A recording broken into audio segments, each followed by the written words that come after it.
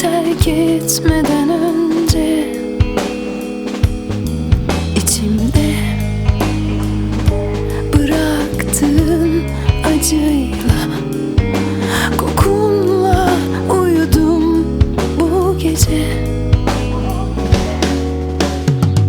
Pembe bir mezarlık gördüm rüyamda, aşık cesetler şekerden tabutta.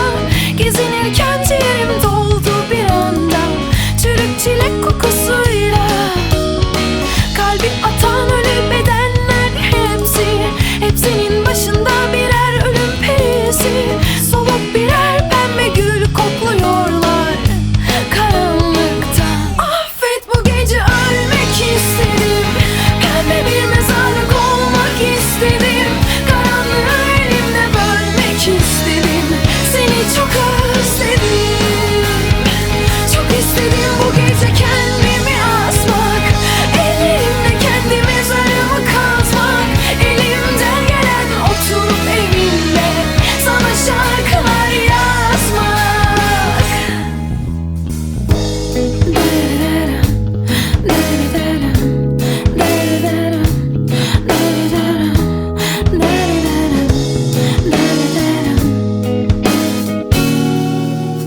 Tenin sinmiş yastığıma, dün gece terk etmeden önce içimde bıraktığın acıyla, kokunla uyudum bu gece. Affet, bu gece ölmek istedim, pembe bir mezarlık olmak istedim. Karanlığı elimde bölmek istedim, seni çok özledim.